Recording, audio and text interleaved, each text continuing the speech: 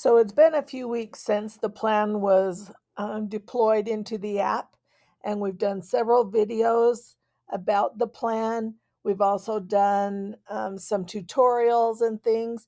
But I thought today what we would do is we would look back and reflect on the plans that we've done and try and determine, which ones were successful, which ones would we do again, what ones would we recommend for other people to do, and which ones were our favorite ones to do. So that's what I want to do today is look over, review some of the plans that we've done and talk about them and some of the things that may have gone wrong or the things that went right and try and figure out which ones that is our favorite plan so far. This is one of the first plans that we did. It was 4 galaxies in one night plan. They were all around those M81, M82 galaxies. It lasted all night and all were successful. There was one that was a little bit dim that would need a lot more exposure, but I really enjoyed this plan. It worked out pretty well. You could see a lot, especially the M81 and the M82. They're highly visible, and so those were fun to wake up to. My favorite object in this plan was the Cigar Galaxy. A close second was Bodhi's Galaxy. They're highly visible, and so they're fun ones to look at right off the Seestar. Little post processing helps too. Those are my favorites out of this plan. The next plan is the Orion plan, and I knew going into this one that it would be an exciting one because everything is so quickly visible. We could watch it during the night before we went to bed, and then we'd wake up in the morning to other spectacular looking images. This is the Orion. We did, I think, 4 or 5. I think we did 4 in this plan. And I enjoyed this one because it's highly visible. But sometimes I wonder if using the Seestar on the Orion one is a little overdone. I kind of like doing more obscure ones, but these ones are definitely highly visible and exciting to see coming off of the Seestar with no post processing required. It's hard to pick a favorite out of these, but like probably many of you, M42 is always just beautiful. And it does include M43, so that's a bonus. So this is probably my favorite out of this plan. Our next focus plan was my husband's plan, and he did this one on his own and picked what we were going to image. He likes different things in the night sky than I do, and that's perfectly okay. His plan went off pretty much without a hitch, other than one of the images. You really couldn't see anything because we should have done the mosaic and enlarged the area, but it went off okay. Of course, out of this list, for me, my favorite is M1, which is the Crab Nebula. This one's my favorite because it kind of looks like a science experiment gone wrong or a growing petri dish. It also reminds me of the early episodes of Star Trek where they would have these objects in the sky on the viewer of the um, spaceships, and I just like this one.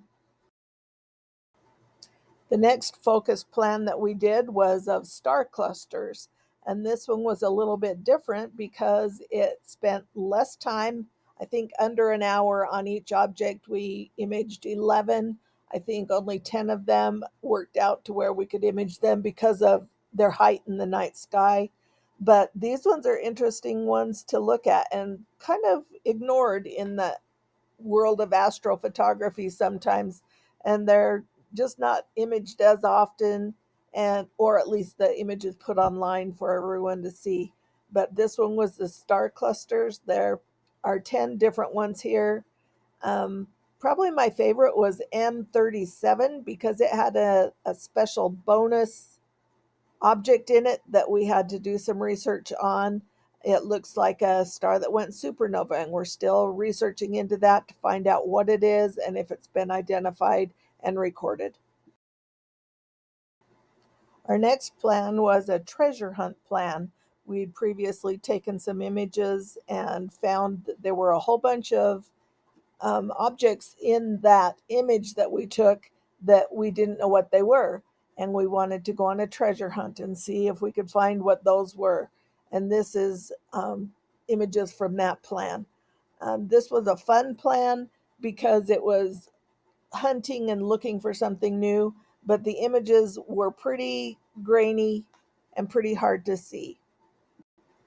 I don't necessarily have a favorite in this one because they are images of a big area with lots of DSOs included. This is the last one we're going to look back on in this video, the Markarian's chain. This was an interesting one too, and I did lighten this picture so that you could see the chain. It was a fun one to image. This plan had to be executed over several nights due to the elliptical pattern that all of these objects were in. They were fairly low in the sky and they didn't even rise above the horizon until after midnight. So this one took a lot more time than the others did. I have to confess, this is a plan we didn't actually finish.